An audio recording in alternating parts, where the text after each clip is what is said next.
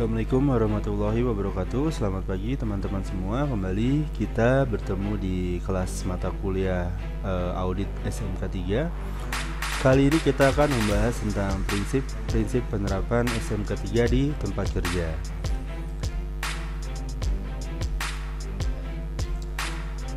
Ada 5 prinsip penerapan SMK 3, yaitu yang pertama penetapan kebijakan K3, kedua perencanaan K3, ketiga pelaksanaan rencana K3, yang keempat pemantauan dan evaluasi kinerja K3, dan yang terakhir peninjauan ulang dan peningkatan kinerja SMK 3. Kita masuk ke tahap pertama, yaitu penetapan kebijakan K3. Penyusunan kebijakan K3 dilakukan melalui yang pertama tinjauan awal kondisi K3 serta proses konsultasi pengurus dan wakil pekerja atau buruh. Tinjauan awal kondisi K3 perusahaan ini bisa didapatkan dengan melakukan identifikasi potensi bahaya serta penilaian dengan pengendalian risiko, membandingkan penerapan K3 dengan perusahaan dan sektor lain yang lebih baik atau dengan tempat kerja yang memiliki karakteristik yang sama, kompensasi dan gangguan serta hasil penilaian sebelumnya yang berkaitan dengan keselamatan serta penilaian efisiensi dan efektivitas sumber daya yang disediakan. Juga bisa dengan memperhatikan peningkatan kinerja manajemen K3 secara terus-menerus.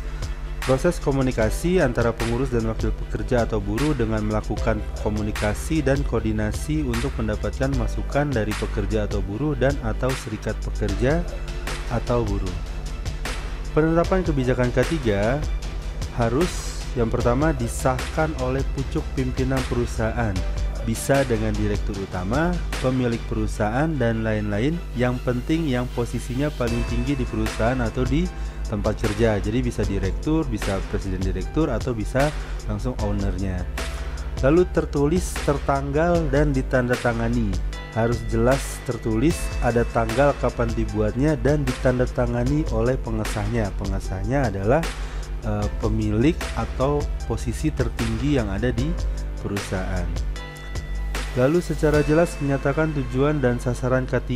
Artinya tujuan dan sasaran yang ingin dicapai oleh perusahaan tertulis dengan jelas dan mudah dipahami. Misalnya perusahaan ingin mencapai zero insiden atau zero accident dan lain sebagainya. Dijelaskan dan disebarluaskan kepada semua pihak yang berkepentingan seperti seluruh pekerja atau buruh, tamu, kontraktor, subkontraktor, pemasok, dan pelanggan. Lalu gunakan bahasa yang mudah dimengerti. Apabila perlu, gunakan bahasa daerah setempat jika penggunaan bahasa Indonesia di tempat tersebut tidak sering digunakan. Misalnya ada perusahaan buka di pedalaman gitu, yang dimana bahasa daerahnya lebih dominan dibanding penggunaan bahasa Indonesia, maka kebijakannya bisa dibuat ke dalam 3 bahasa. Bisa dalam bahasa Indonesia, bahasa Inggris, dan juga bahasa daerah, atau hanya bahasa Indonesia dan bahasa daerah, tergantung kebijakan dari perusahaan. Lalu terdokumentasi dan terpelihara dengan baik. Dokumen kebijakan K3 dipelihara dengan baik. Yang selanjutnya bersifat dinamik, artinya bisa diperbarui apabila terdapat kekurangan. Lalu yang terakhir ditinjau ulang secara berkala untuk menjamin bahwa kebijakan tersebut masih sesuai dengan perubahan yang terjadi dalam perusahaan dan peraturan perundang-undangan. Pengusaha harus menyebarluaskan kebijakan K3 yang telah ditetapkan kepada seluruh pekerja atau buruh, orang lain selain pekerja atau buruh yang berada di perusahaan, dan pihak yang terkait, sesuai dengan pasal 8 Peraturan Pemerintah Nomor 50 Tahun 2012 tentang SMK 3. Penyebarluasan kebijakan K3 ini bisa dilakukan melalui media seperti papan pengumuman, brosur, briefing, atau apel siaga pagi, atau toolbox meeting, dan media elektronik lainnya. Nah, untuk melaksanakan ketentuan penetapan kebijakan K3 dari huruf C sampai dengan huruf G yang di poin sebelumnya, maka dilakukan atau pengurus harus menempatkan organisasi K3 pada posisi yang dapat menentukan keputusan perusahaan. Jadi posisi departemen K3 atau posisi bagian K3 di perusahaan ini berada di posisi yang penting. Kalau bisa langsung di bawah direktur utama. Nah, di beberapa perusahaan sudah banyak diterapkan, khususnya di industri yang memiliki potensi dan bahaya yang tinggi, misalnya industri migas, industri tambang, dan lain sebagainya. Jadi K3 dapat mengambil kebijakan, dapat mengambil atau memberikan saran atau masukan terkait kebijakan yang akan diambil oleh perusahaan. Lalu yang kedua, menyediakan anggaran, tenaga kerja yang berkualitas, dan sarana-sarana lain yang diperlukan di bidang K3. Misalnya dengan membuat anggaran pelatihan, lalu anggaran perbaikan kinerja K3, dan anggaran penyediaan APD atau anggaran misalnya banyak nih pekerjaan di ketinggian, maka perusahaan atau bagian K3 menyiapkan anggaran untuk pengadaan pengamanan untuk bekerja di ketinggian. Lalu yang ketiga, menetapkan personil yang mempunyai tanggung jawab, wewenang, dan kewajiban yang jelas dalam penanganan K3. Jadi misalnya perusahaan bisa menunjuk HSE manager atau penanggung jawab K3 yang ada di tempat kerja, HSE officer, dan lain sebagainya. Lalu yang keempat, membuat perencanaan K3 yang terkoordinasi, dan yang terakhir melakukan penilaian kinerja dan tindak lanjut pelaksanaan K3. Ketentuan-ketentuan tersebut diadakan peninjauan ulang secara teratur, bisa 3 bulan, 6 bulan, sampai 1 tahun sekali tergantung kebijakan perusahaan. Oke, jadi diagramnya atau alurnya seperti ini. Ada komitmen dari perusahaan yang dibuat dalam bentuk kebijakan K3, lalu dilaksanakan oleh organisasi K3 yang ada di tempat kerja. Lalu organisasi K3 di tempat kerja membentuk yang namanya P2K3 atau Panitia Pembina K3 sesuai dengan Undang-Undang Nomor 1 Tahun 1970 tentang Keselamatan Kerja, di mana P2K3 ini terdiri dari 3 unsur atau 2 unsur pengusaha dan unsur pekerja. Ketua P2K3 adalah pengurus atau pengusaha atau orang yang memiliki jabatan tertinggi di tempat kerja. Jadi bisa di sini direktur utama, bisa presiden direktur, bisa misalnya kalau di pabrik factory manager, bisa kalau di tambang misalnya kepala teknik tambang, dan lain sebagainya. Sekretarisnya adalah seorang ahli K3 umum. Ini sudah wajib. Lalu yang terakhir, anggotanya adalah perwakilan dari pekerja atau bisa dari serikat pekerja di perusahaan tersebut. Nah, pembentukan P2K3 ini sesuai dengan Permenaker nomor 4 tahun 87 dan juga Permenaker nomor 2 tahun 92. Nanti organisasi P2K3 yang sudah dibentuk oleh perusahaan diajukan kepada Disnaker setempat, misalnya perusahaannya berdomisili di kota Bogor misalnya atau di kota Bandung, maka pengajuannya dilakukan kepada Disnaker setempat. Nanti Disnaker setempat akan mengesahkan organisasi P2K3 yang ada di tempat kerja. Setiap tingkat pimpinan dalam perusahaan atau tempat kerja harus menunjukkan komitmen terhadap K3 sehingga SMK3 yang diterapkan dapat berhasil dan dikembangkan. Lalu setiap pekerja dan orang lain yang berada di tempat kerja, misalnya kontraktor atau subkontraktor, harus senantiasa berperan serta dalam menjaga dan mengendalikan pelaksanaan K3 di tempat kerja. Oke, kita masuk ke poin B atau poin kedua. Setelah tadi penetapan kebijakan K3, kita masuk ke perencanaan K3.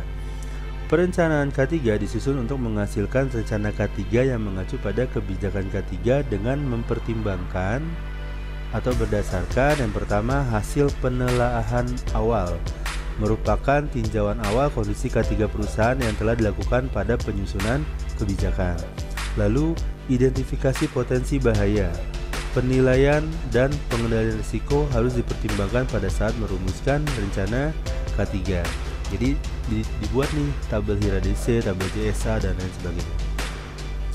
Lalu yang ketiga, peraturan perundang-undangan dan persyaratan lainnya harus ditetapkan, dipelihara, dan diinventarisasi serta diidentifikasi oleh perusahaan.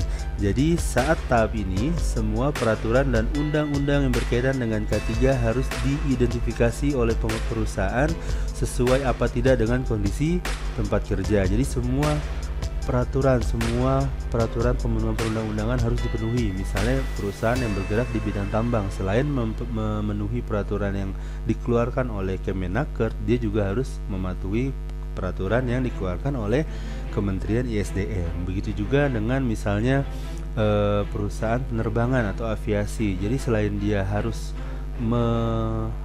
menyesuaikan atau memenuhi peraturan yang ada di Kemenaker, maka dia juga harus mematuhi dan memenuhi peraturan yang dikeluarkan oleh Kementerian Perhubungan. Begitupun dengan industri-industri lainnya, serta disosialisasikan kepada seluruh pekerja atau buruh. Nah, jadi setelah dikumpulkan, setelah diidentifikasi, setelah ditelusuri, harus diinformasikan kepada seluruh pekerja atau buruh yang memang ada di tempat kerja. Dan yang keempat, sumber daya yang dimiliki meliputi tersedianya sumber daya manusia yang kompeten, sarana dan prasarana, serta dana. Jadi ada nggak petugas ketiganya, ada nggak bagian ketiga. Jadi harus diperhatikan sumber daya yang dimiliki oleh perusahaan. Rencana K3 yang disusun oleh perusahaan paling sedikit memuat yang pertama tujuan dan sasaran. Tujuan dan sasaran yang sudah ditetapkan ditinjau kembali secara teratur sesuai dengan perkembangan. Jadi kalau misalnya ada perubahan undang-undang atau misalnya ada perubahan peraturan standar yang berlaku di tempat kerja, harus diperhatikan, dipertimbangkan. Dalam menetapkan tujuan dan sasaran K3, pengusaha atau pengurus perusahaan harus berkonsultasi dengan wakil pekerja atau buruh, ahli K3, P2K3, serta pihak-pihak terkait, misalnya asosiasi atau misalnya disnaker setempat dan lain sebagainya. Lalu yang kedua, memuat skala prioritas. Nah, skala prioritas merupakan urutan pekerjaan berdasarkan tingkat risiko, di mana pekerjaan yang memiliki tingkat risiko yang tinggi diprioritaskan dalam perencanaan. Jadi setelah dibuat tabel risikonya, nanti kelihatan tuh mana yang low, mana yang medium, mana yang high. Hal yang hasilnya high atau tinggi harus diberikan perhatian lebih dulu dibanding level-level yang lainnya. Lalu yang ketiga, upaya pengendalian bahaya dilakukan berdasarkan hasil penilaian risiko melalui pengendalian teknis, administratif, dan penggunaan alat pelindung diri. Hierarki pengendalian bisa dimasukkan ke perencanaan K3. Lalu yang keempat, penetapan sumber daya dilaksanakan untuk menjamin tersedianya sumber daya manusia yang kompeten, sarana dan prasarana, serta dana yang memadai agar pelaksanaan K3 dapat berjalan dengan baik. Lalu yang keempat, jangka waktu pelaksanaan mencakup jangka waktu pelaksanaan yang sudah ditetapkan. Apakah dalam seminggu, 2 minggu, 3 minggu, 1 bulan, atau 6 bulan, tergantung dari hasil yang didapatkan oleh perusahaan. Lalu yang keenam, indikator pencapaian harus ditentukan dengan parameter yang dapat diukur sebagai dasar penilaian kinerja K3 yang sekaligus merupakan informasi mengenai keberhasilan pencapaian tujuan penerapan SMK3 di perusahaan. Lalu yang terakhir adalah sistem pertanggungjawaban. Peningkatan K3 akan efektif apabila semua pihak dalam perusahaan didorong untuk berperan serta dalam penerapan dan pengembangan SMK3 dan memiliki budaya perusahaan yang mendukung dan memberikan kontribusi bagi SMK3. Pembuatan manajemen resiko yang meliputi identifikasi sumber bahaya, penilaian resiko dan pengendalian risiko, serta pemenuhan terhadap perundang-undangan dan peraturan, standar dan pedoman teknis K3 serta aturan K3 lainnya yang berlaku dapat membantu dalam membuat suatu program K3. Jadi dalam membuat program K3 kita harus melakukan manajemen risiko, identifikasi sumber bahaya yang ada di tempat kerja sesuai dengan 5 potensi bahaya yang ada, yaitu baik kimia, fisik, biologi, ergonomi, dan psikososial. Lalu dinilai risikonya. Setelah bahaya diidentifikasi, maka lakukan penilaian risiko dari setiap bahaya yang sudah diidentifikasi dan lakukan pengendalian risikonya. Makanya seorang K3 harus bisa membuat namanya tabel HIRADC atau tabel IBPR kalau bahasa Indonesianya. HIRADC adalah Hazard Identification, Risk Analysis and Determinant Control. Kalau IBPR ya kebalikannya, identifikasi bahaya dan penilaian risiko.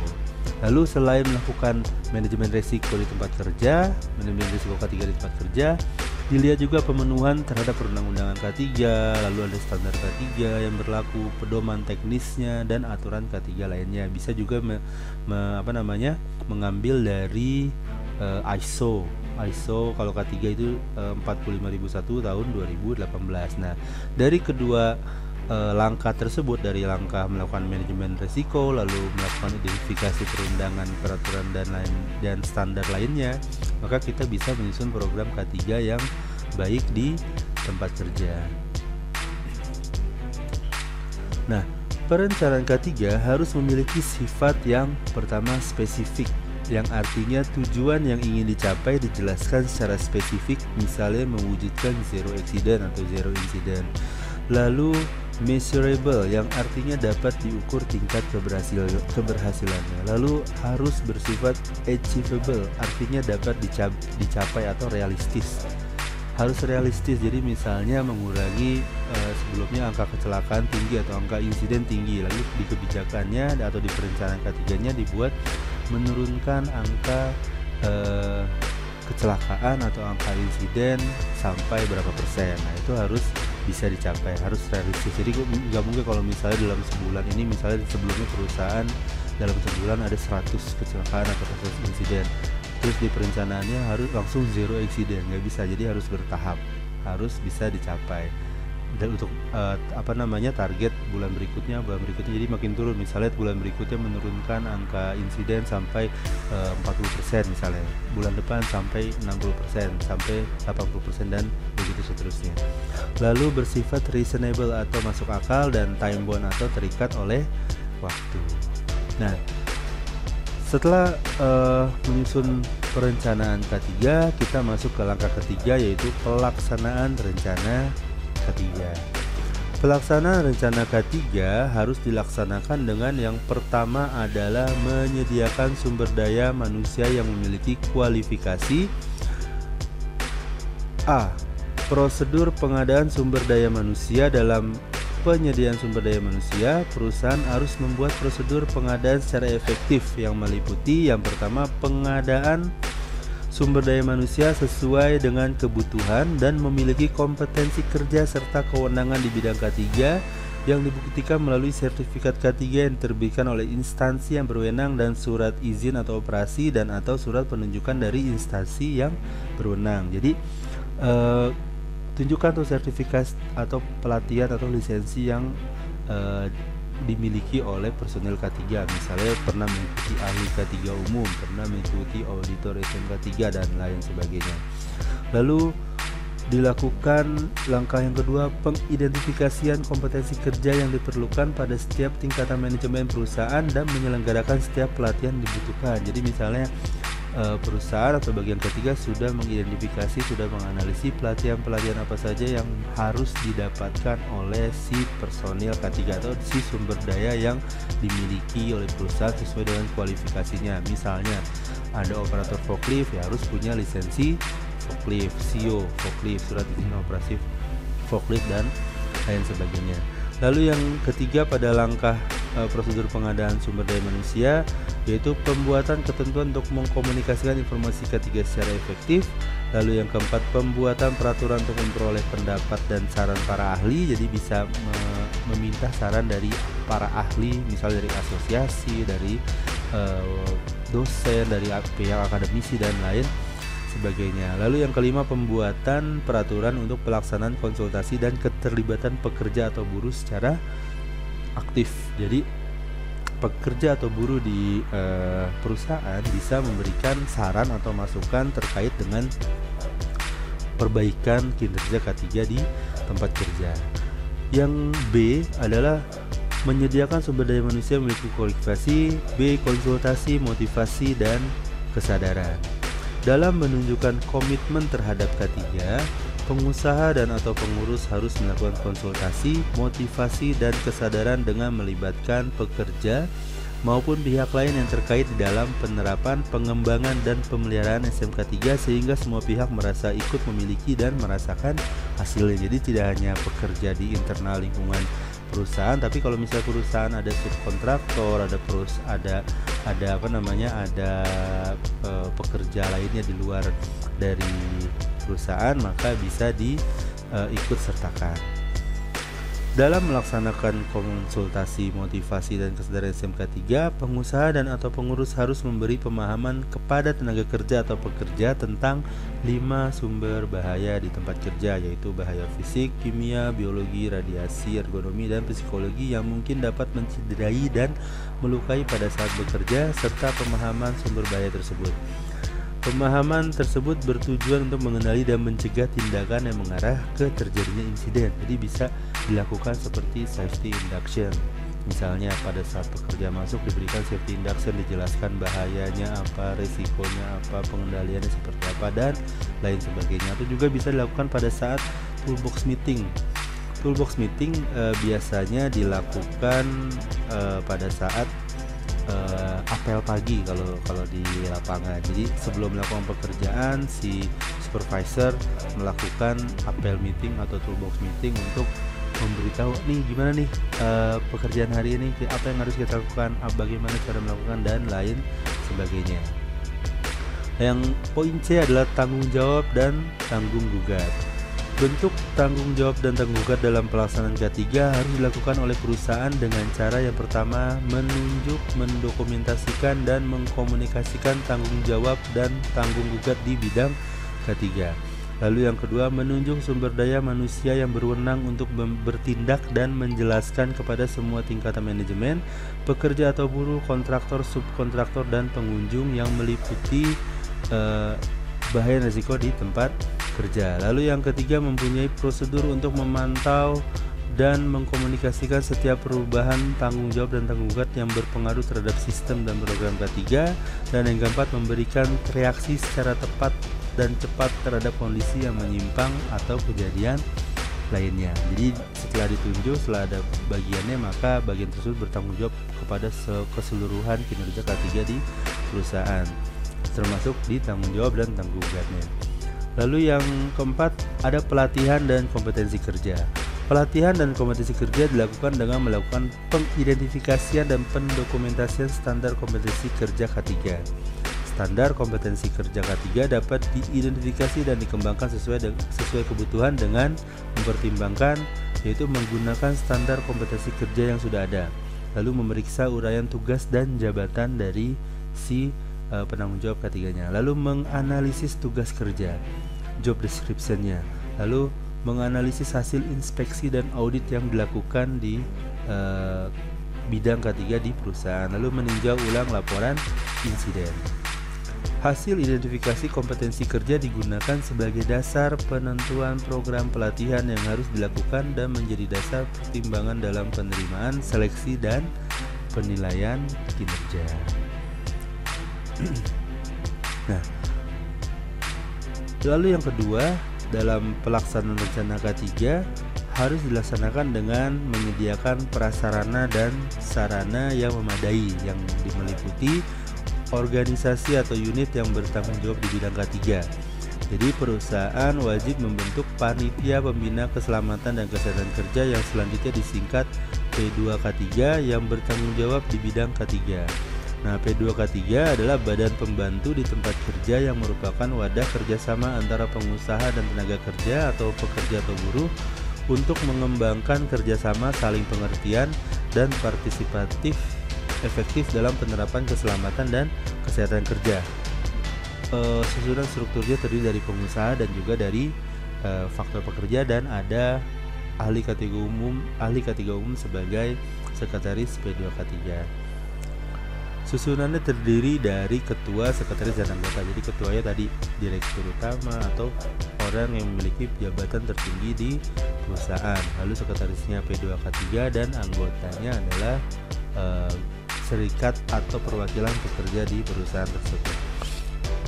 Nah, P2K3 ini mempunyai tugas memberikan saran dan pertimbangan baik diminta ataupun tidak kepada pengusaha atau pengurus mengenai masalah keselamatan dan kesehatan kerja di perusahaan. Jadi dilakukan pertemuan 1 bulan sekali P2K3, di mana nanti dibahas di dalamnya apa aja nih isu K3 di perusahaan, apa aja tindakan perbaikannya, atau ada rekomendasi nggak untuk perusahaan dalam peningkatan perbaikan kinerja K3 di perusahaannya. Lalu yang kedua atau poin B ada anggaran.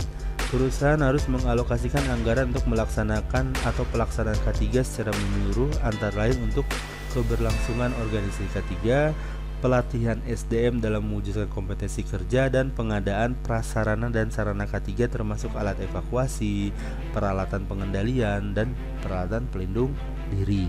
Jadi harus dibuat anggarannya. Poin ke C adalah prosedur operasi atau kerja, informasi dan pelaporan serta pendokumentasian. Nah, prosedur operasi atau kerja harus disediakan pada setiap jenis pekerjaan dan dibuat melalui analisa pekerjaan berwawasan K3, bisa job safety analysis atau JSA, bisa juga HIRDC dan lain sebagainya oleh personil yang kompeten. Nah, makanya kalau kalian nanti ingin kerja atau ingin menjadi seorang K3 profesional di tempat kerja, kalian harus bisa nih menyusun yang namanya HIRDC, JSA atau penilaian risiko lainnya yang berlaku di tempat kerja kalian nantinya. Ini syarat mutlak untuk menjadi seorang HSE. Kalau kalian nggak bisa membuat HIRDC, ya susah nanti kalian menentukan tindakan pengendaliannya. Nah, prosedur informasi K3 harus menjamin pemenuhan kebutuhan untuk yang pertama, mengkomunikasikan hasil dari sistem manajemen. Temuan audit dan tinjauan ulang manajemen dikomunikasikan pada semua pihak dalam perusahaan yang bertanggung jawab dan memiliki andil dalam kinerja perusahaan. Lalu melakukan identifikasi dan menerima informasi K3 dari luar perusahaan, dan yang poin ketiga, menjamin bahwa informasi K3 yang terkait dikomunikasikan kepada orang-orang di luar perusahaan yang membutuhkan, misalnya dari lingkungan di sekitar perusahaan atau untuk asosiasi yang menaungi perusahaan dan lain sebagainya. Nah, informasi yang perlu dikomunikasikan meliputi persyaratan eksternal atau peraturan perundangan dan internal atau indikator kinerja K3, lalu ada izin kerja, lalu ada hasil identifikasi, penilaian dan pengendalian risiko, serta sumber bahaya yang meliputi keadaan mesin-mesin, pesawat, alat kerja, peralatan lainnya, bahan-bahan, lingkungan kerja, sifat pekerjaan, cara kerja, dan proses produksi. Lalu ada kegiatan pelatihan K3, lalu ada kegiatan inspeksi, kalibrasi, dan pemeliharaan, lalu ada pemantauan data, lalu ada hasil pengkajian kecelakaan, insiden, keluhan, dan tindak lanjut, lalu selanjutnya ada identifikasi produk termasuk komposisinya, lalu selanjutnya ada informasi mengenai pemasok dan kontraktor, dan terakhir adalah audit dan peninjauan ulang K3. Prosedur pelaporan informasi yang terkait harus ditetapkan untuk menjamin bahwa pelaporan yang tepat waktu dan pemantauan pelaksanaan SMK 3 sehingga kinerjanya dapat ditingkatkan. Prosedur pelaporan tersebut terdiri atas yang pertama atau poin A adalah prosedur pelaporan internal yang harus ditetapkan untuk menangani pelaporan terjadinya insiden, pelaporan ketidaksesuaian, pelaporan kinerja keselamatan dan kesehatan kerja. Lalu yang keempat, pelaporan identifikasi sumber bahaya. Poin B-nya, prosedur pelaporan eksternal yang harus ditetapkan untuk menangani yang pertama, pelaporan yang dipersyaratkan peraturan perundang-undangan, dan pelaporan kepada pemegang saham atau pihak lain yang terkait. Pendokumentasian kegiatan K3 digunakan untuk, ini masih poin C teman-teman ya, dari prosedur operasi atau kerja, informasi dan pelaporan serta pendokumentasian. Nah, pendokumentasian kegiatan K3 digunakan untuk yang pertama, menyatukan secara sistematik kebijakan, tujuan, dan sasaran K3 yang sudah dibuat, lalu menguraikan sarana pencapaian tujuan dan sasaran K3. Yang ketiga, mendokumentasikan peranan, tanggung jawab, dan prosedur. Yang keempat, memberikan arahan mengenai dokumen yang terkait dan menguraikan unsur-unsur lain dari sistem manajemen perusahaan. Yang kelima, menunjuk bahwa unsur-unsur SMK 3 yang sesuai untuk perusahaan telah diterapkan oleh tempat kerja. Nah, dalam pendokumentasian kegiatan K3, perusahaan harus menjamin bahwa yang pertama, dokumen dapat diidentifikasi sesuai dengan uraian tugas dan tanggung jawab perusahaan. Yang kedua, dokumen ditinjau ulang secara berkala dan jika diperlukan dapat direvisi oleh perusahaan. Yang ketiga, dokumen sebelum diterbitkan harus lebih dahulu disetujui oleh personil yang berwenang. Jadi bisa dari HSE manajernya atau bisa dari direktur utama atau si posisi tertinggi di perusahaan. Dokumen versi terbaru harus tersedia di tempat kerja yang dianggap perlu. Lalu yang kelima, semua dokumen yang telah usang harus segera disingkirkan. Jadi kalau ada dokumen yang sudah lama, ada dokumen penggantinya harus segera dihancurkan atau harus segera dihapus. Yang keenam, dokumen semudah ditemukan, bermanfaat dan mudah dipahami. Jadi harus bisa gampang dicari, jangan nyarinya dalam folder A lalu ada folder B dan folder C, harus gampang dicari supaya cepat ditemukan ketika diperlukan. Nah, yang keempat atau poin D ada instruksi kerja. Ada instruksi kerja, yaitu merupakan perintah tertulis atau tidak tertulis untuk melaksanakan pekerjaan dengan tujuan untuk memastikan bahwa setiap pekerjaan dilakukan sesuai dengan persyaratan K3 yang sudah ditetapkan.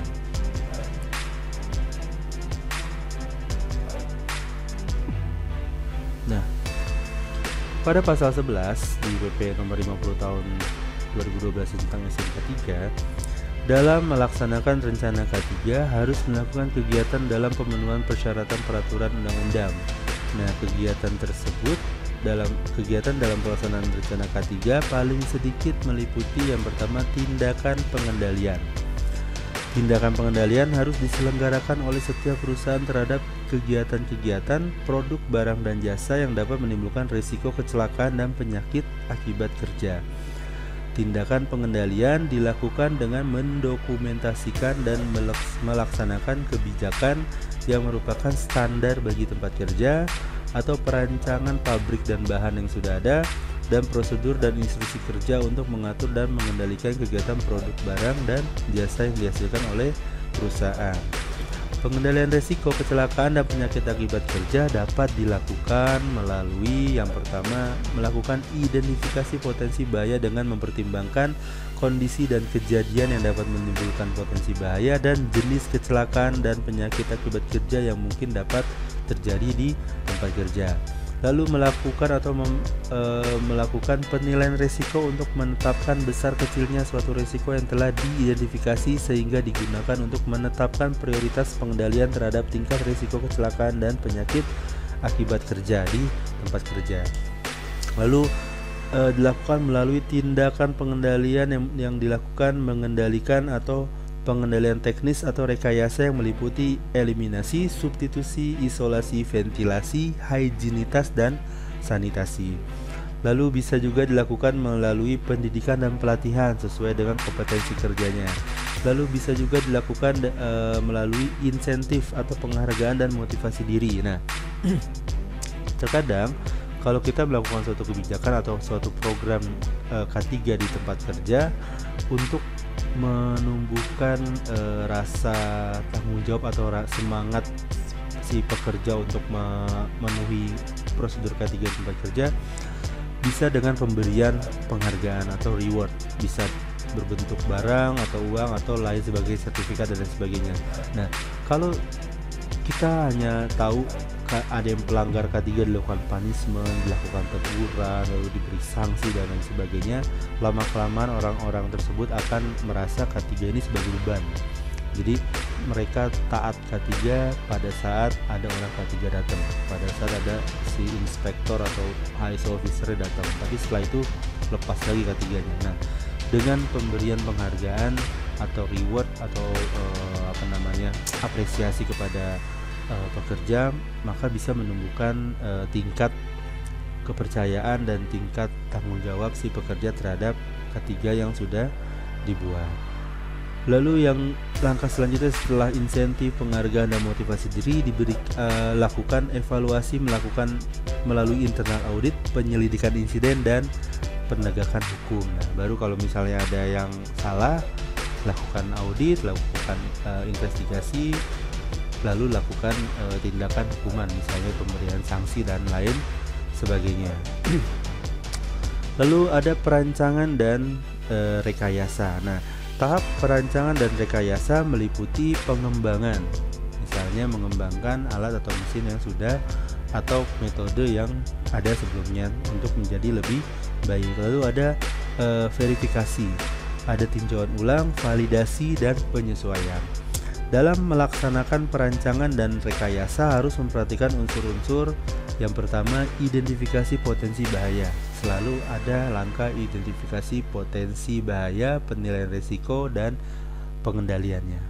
Makanya tadi selalu saya tekankan, kalau mau menjadi seorang K3 profesional di perusahaan, kalian harus bisa menyusun tabel Hiradese dan juga menyusun JSA, karena itu sebagai langkah awal kita melakukan identifikasi bahaya.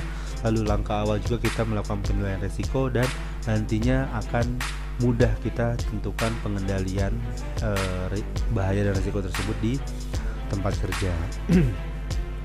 Lalu yang kedua, setelah melakukan identifikasi potensi bahaya adalah prosedur penilaian dan pengendalian risiko kecelakaan dan penyakit akibat kerja. Dibuatkan prosedurnya. Lalu yang ketiga, harus memiliki personil yang memiliki kompetensi kerja, ditentukan dan diberi wewenang dan tanggung jawab yang jelas untuk melakukan verifikasi persyaratan SMK3. Nah, langkah ketiga adalah prosedur dan instruksi kerja. Prosedur dan instruksi kerja ini harus dilaksanakan dan ditinjau ulang secara berkala, terutama jika terjadi perubahan peralatan, proses atau bahan baku yang digunakan oleh personel dengan melibatkan para pelaksana yang memiliki kompetensi kerja dalam menggunakan prosedur. Jadi ada prosedur nih, terus tiba-tiba kita beli alat baru atau ada standar baru yang berlaku. Nah, maka prosedur tersebut harus harus ditinjau ulang. Prosedur dan instruksi kerjanya harus ditinjau ulang sesuai dengan alat yang baru dibeli atau ketentuan lain yang bisa merubah prosedur dan instruksi kerja tersebut. Lalu yang keempat, penyerahan sebagian pelaksanaan pekerjaan, yaitu perusahaan yang akan menyerahkan sebagian pelaksanaan pekerjaan kepada perusahaan lain harus menjamin bahwa perusahaan lain tersebut memenuhi persyaratan ketiga. Verifikasi terhadap persyaratan ketiga tersebut dilakukan oleh personel yang kompeten dan berwenang serta mempunyai tanggung jawab yang jelas. Nah, jadi kalau misalnya perusahaan kita mau mengalihkan pekerjaan ke perusahaan lain, menjadi kontraktor kita atau menjadi subkontraktor kita, maka kita harus memperhatikan apakah perusahaan tersebut menjalankan K3-nya dengan baik. Nah, kalau di tempat kerja atau di industri dikenal namanya CSMS atau Contractor Safety Management System. Melalui CSMS tersebut kita bisa menilai, kita bisa lakukan penilaian, oh si perusahaan bagus nih K3-nya, ada kriteria-kriterianya, ada ranking-rankingnya. Nah, lakukan CSMS pada saat kita akan mengalihkan pekerjaan ke perusahaan lainnya. Lalu yang kelima, pembelian pengadaan barang dan jasa. Nah, sistem pembelian atau pengadaan barang dan jasa harus yang pertama terintegrasi dalam strategi penanganan pencegahan kecelakaan dan penyakit akibat kerja. Lalu menjamin agar produk barang dan jasa serta mitra kerja perusahaan memenuhi persyaratan K3, dan pada saat barang dan jasa diterima di tempat kerja, perusahaan harus menjelaskan kepada semua pihak yang menggunakan barang dan jasa tersebut mengenai identifikasi, penilaian dan pengendalian risiko kecelakaan dan penyakit akibat kerja. Sama kayak kita misalnya beli handphone atau beli TV, pasti ada manual books-nya. Nah, kita harus membaca manual book tersebut untuk kita bisa mengoperasikan alat tersebut dengan baik dan benar. Yang keenam, ada produk akhir. Produk akhir berupa barang atau jasa harus dijamin keselamatannya dalam pengemasan, penyimpanan, pendistribusian, dan penggunaan serta pemusnahannya. Yang ketujuh, ada upaya menghadapi keadaan darurat kecelakaan dan bencana industri, yaitu perusahaan harus memiliki prosedur sebagai upaya menghadapi keadaan darurat kecelakaan dan bencana industri yang meliputi penyediaan personil dan fasilitas P3K dengan jumlah sesuai sampai mendapatkan pertolongan medik dan mendapatkan proses perawatan lanjutan. Nah, prosedur menghadapi keadaan darurat harus diuji secara berkala oleh personil yang memiliki kompetensi kerja, dan untuk instalasi yang mempunyai bahaya besar harus dikoordinasikan dengan instansi terkait yang berwenang untuk mengetahui kehandalan pada saat kejadian yang sebenarnya. Lakukan namanya drill, misalnya ada drill kebakaran, ada drill evakuasi medis dan lain sebagainya. Jadi perusahaan harus memiliki upaya-upaya dalam menghadapi keadaan darurat atau bencana industri. Ya, misalnya industrinya di pabrik ada kebakaran. Nah, lakukan pelatihan minimal setahun sekali bagaimana cara penyelamatan aset, penyelamatan pekerja pada saat terjadi kebakaran di pabrik dan lain sebagainya. Lalu yang terakhir adalah rencana dan pemulihan keadaan darurat. Dalam melaksanakan rencana dan pemulihan keadaan darurat, setiap perusahaan harus memiliki prosedur rencana pemulihan keadaan darurat secara cepat untuk mengembalikan kepada kondisi yang normal dan membantu pemulihan tenaga kerja yang mengalami trauma. Itu dari tadi langkah-langkah dari pelaksanaan rencana K3. Nah, di pasal 12 dalam pelaksanaan rencana K3, pasal 12 PP nomor 50 tahun 2012, agar seluruh kegiatan berjalan maka harus yang pertama menunjuk SDM yang berkompeten dan berwenang di bidang K3, lalu melibatkan seluruh pekerja atau buruh, membuat petunjuk K3 yang jelas, membuat prosedur informasi, membuat prosedur pelaporan, lalu mendokumentasikan seluruh kegiatan. Pelaksana kegiatan diintegrasikan dengan kegiatan manajemen perusahaan. Jadi SMK 3 atau kegiatan K3 sudah diintegrasikan dengan kegiatan manajemen perusahaan. Kita masuk ke poin D, pemantauan dan evaluasi kinerja. Ini sesi ini cukup panjang karena penjabaran dari 5 langkah pada penerapan SMK 3. Kita masuk ke poin D. Pemantauan dan evaluasi kinerja K3 dilaksanakan di perusahaan dengan meliputi yang pertama pemeriksaan, pengujian, dan pengukuran. Nah, pada langkah ini harus ditetapkan dan dipelihara prosedurnya sesuai dengan tujuan dan sasaran K3 serta frekuensinya disesuaikan dengan objek mengacu pada peraturan dan standar yang berlaku. Prosedur pemeriksaan, pengujian, dan pengukuran secara umum meliputi yang pertama personil yang terlibat harus mempunyai pengalaman dan keahlian yang cukup. Jadi ada sumber dayanya harus berkompeten. Lalu yang kedua, catatan pemeriksaan, pengujian, dan pengukuran yang sedang berlangsung harus dipelihara dan tersedia bagi manajemen, tenaga kerja, dan kontraktor kerja yang terkait. Lalu poin C-nya atau yang ketiga, peralatan dan metode pengujian yang memadai harus digunakan untuk menjamin telah dipenuhinya standar K3 di tempat kerja. Poin keempat, D, tindakan perbaikan harus dilakukan segera pada saat ditemukan ketidaksesuaian terhadap persyaratan K3 dari hasil pemeriksaan, pengujian, dan pengukuran. Poin kelima atau E, penyelidikan yang memadai harus dilaksanakan untuk menemukan penyebab permasalahan dari suatu insiden. Yang keenam, hasil temuan harus dianalisa dan ditinjau ulang. Nah, selain melakukan pemeriksaan, pengujian, dan pengukuran, maka harus dilakukan yang namanya audit internal SMK 3. Audit internal SMK 3 harus dilakukan secara berkala untuk mengetahui keefektifan penerapan SMK 3. Audit SMK 3 dilaksanakan secara sistematis dan independen oleh personil yang memiliki kompetensi kerja dengan menggunakan metodologi yang telah diterapkan. Jadi kalau bisa perusahaan harus memiliki personil yang sudah mengikuti pelatihan auditor SMK 3. Frekuensi audit harus ditentukan berdasarkan tinjauan ulang hasil audit sebelumnya dan bukti sumber bahaya yang didapatkan di tempat kerja. Hasil audit tersebut harus digunakan oleh pengurus dalam proses tinjauan ulang manajemen. Dan hasil temuan dari pelaksanaan pemantauan dan evaluasi kinerja serta audit SMK 3 tersebut harus didokumentasikan dan digunakan untuk tindakan perbaikan dan pencegahan kecelakaan dan penyakit akibat kerja di tempat kerja. Nah, Pasal 14, melalui pemeriksaan, pengujian, pengukuran, dan audit internal SMK dilakukan oleh sumber daya manusia yang kompeten. Jadi dalam hal perusahaan tidak memiliki SDM tersebut, misalnya tidak memiliki SDM yang sudah mengikuti pelatihan auditor SMK 3, maka perusahaan bisa menggunakan pihak lain, pihak eksternal untuk membantu melakukan audit internal di perusahaannya. Kalau sudah dilakukan audit internal, maka bisa berlanjut ke audit eksternal untuk mendapatkan sertifikasi pelaksanaan SMK 3. Nah, kita masuk ke poin terakhir, kita percepat. Poin terakhir ialah peninjauan dan peningkatan kinerja SMK 3. Untuk menjamin kesesuaian dan keefektifan yang berkesinambungan guna mencapai tujuan SMK 3, pengusaha dan atau pengurus perusahaan atau tempat kerja harus yang pertama melakukan tinjauan ulang terhadap penerapan SMK 3 secara berkala, bisa 6 bulan sekali atau bisa malah 1 tahun sekali, tergantung kebijakan perusahaan. Lalu tinjauan ulang SMK 3 harus dapat mengatasi implikasi K3 terhadap seluruh kegiatan, produk atau barang atau jasa, dan termasuk dampaknya terhadap kinerja perusahaan. Nah, Tinjauan ulang penerapan SMK 3 dilakukan oleh manajemen paling sedikit meliputi evaluasi terhadap kebijakan K3, lalu tujuan, sasaran, dan kinerja K3, hasil temuan audit SMK 3, jadi hasil temuan audit dilakukan tindak lanjutnya, dan evaluasi efektivitas penerapan SMK 3 dan kebutuhan untuk pengembangan SMK 3. Perbaikan dan peningkatan dalam PP nomor 50 tahun 2012 pasal 15 menjamin kesesuaian dan efektivitas penerapan SMK 3 dilakukan terhadap kebijakan perencanaan, pelaksanaan, pemantauan, dan evaluasi. Oke. Nah,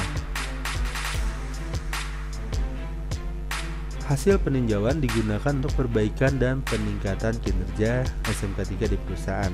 Perbaikan dan peningkatan kinerja dilakukan berdasarkan pertimbangan yang pertama, perubahan peraturan perundang-undangan.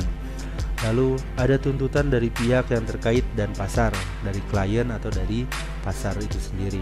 Lalu perubahan produk dan kegiatan perusahaan, misalnya ada produk perusahaan yang kurang laku di pasaran, dilakukan penggantian atau kegiatannya diganti. Misalnya tadinya perusahaan yang bergerak di bidang manufaktur farmasi, jadi pindah jadi manufaktur alat otomotif misalnya. Nah, itu harus dilakukan tinjauan ulang. Lalu yang ketiga, perubahan produk dan kegiatan perusahaan. Itu tadi ya. Lalu yang keempat, perubahan struktur organisasi perusahaan, misalnya direksinya berubah, lalu strukturnya berubah secara total, masa harus dilakukan tinjauan ulang perbaikannya. Lalu yang kelima, perkembangan ilmu pengetahuan dan teknologi. Yang keenam, hasil kajian kecelakaan dan PAK yang ada di tempat kerja. Lalu adanya pelaporan dan atau adanya saran dari pekerja atau buruh. Jadi saran dari pekerja atau buruh bisa sebagai tinjauan perbaikan untuk kegiatan SMK 3. Nah, penilaian SMK 3 terbagi menjadi 3. Ini untuk melakukan penilaian SMK 3. Nah, audit SMK 3 ada 2, yaitu audit internal dan juga audit eksternal. Sebelum melakukan audit eksternal, perusahaan harus melakukan audit internal dan dilakukan oleh perusahaan itu sendiri untuk mencari sejauh mana kesesuaian dalam penerapan K3 dengan standar atau klausul yang ada di SMK 3. Ketika sudah dirasa yakin atau percaya diri dengan hasilnya, maka bisa dilakukan audit eksternal, yaitu dilakukan oleh lembaga audit yang ditunjuk yang sudah bekerja sama dengan kementerian atau pemerintah Indonesia, untuk kemudian nanti didapatkan sertifikat penerapan SMK 3-nya. Nah, untuk perusahaan yang memiliki potensi bahaya tinggi wajib melakukan penilaian penerapan SMK 3 sesuai dengan ketentuan peraturan perundang-undangan sesuai dengan pasal 16 PP nomor 50 tahun 2012 dan hasil audit sebagai bahan pertimbangan dalam upaya peningkatan SMK 3 di tempat kerja. Pengawasan SMK 3. Pasal 18. Pengawasan SMK 3 dilakukan untuk pengawas ketenagakerjaan pusat, provinsi, dan atau kabupaten atau kota sesuai dengan kewenangannya. Pengawasan sebagaimana dimaksud pada ayat 1 meliputi pembangunan dan terjaminnya pelaksanaan komitmen organisasi sumber daya manusia, pelaksanaan peraturan perundangan di bidang K3, keamanan pada saat bekerja, pemeriksaan, pengujian dan pengukuran penerapan SMK 3, pengendalian keahlian darurat dan bahaya industri, dan pelaporan dan perbaikan kekurangan serta tindak lanjut audit. Sanksi SMK 3 kalau tidak menerapkan SMK 3. Pelanggaran pasal 87 dikenakan sanksi administratif. Nah, sanksi administratif ini berupa teguran, peringatan tertulis, pembatasan kegiatan usaha, pembekuan kegiatan usaha, pembatalan persetujuan, pembatalan pendaftaran, penghentian sementara sebagian atau seluruh alat produksi yang ada di tempat kerja, sampai pencabutan izin. Ini ada di Undang-Undang Nomor 13 Tahun 2003 tentang ketenagakerjaan. Nah, kita masuk ke kriteria SMK 3. Ada 3 kriteria SMK 3 penerapan di tempat kerja.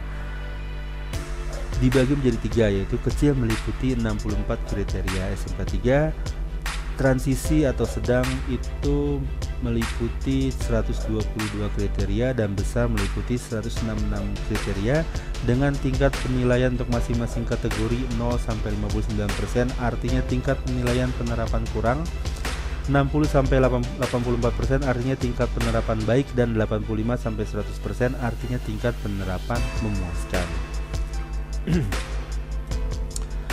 Kategori kritikal. Nah, setelah dilakukan penilaian kriteria SMK 3 ada 3 kategori yang nantinya harus diperhatikan oleh perusahaan. Kategori kritikal adalah temuan yang menyebabkan fatality atau kematian. Jadi ada temuan nih, ada kasus kecelakaan kerja, kasusnya fatality. Nah, ini berarti kritikal. Ini harus segera dilakukan tindakan. Kategori mayor artinya tidak memenuhi ketentuan peraturan perundang-undangan dan tidak melaksanakan salah satu prinsip SMK 3. Misalnya, ada undang-undang terbaru tapi perusahaan belum update. Nah, itu bisa di kategori mayor. Sementara temuan minor untuk satu kriteria audit di beberapa lokasi serta kategori minor artinya ketidakkonsistenan dalam pemenuhan persyaratan peraturan perundang-undangan, standar, pedoman, dan acuan lainnya. Jadi misalnya perusahaan sudah punya prosedur pelaporan investigasi kecelakaan kerja misalnya. Di prosedur tersebut dituliskan hasil laporan harus sudah jadi dalam 2 atau 3 kali 24 jam. Sementara dalam penerapannya bisa sampai seminggu, bisa sampai 2 minggu, bisa sampai sebulan. Nah, itu mendapatkan kritikan atau kategori minor. Nah, tindak lanjut hasil audit SMK 3. Jadi ada lembaga audit independen menyampaikan laporan hasil audit SMK 3 kepada menteri dengan tembusan menteri pembina seperusahaan. Misalnya si perusahaan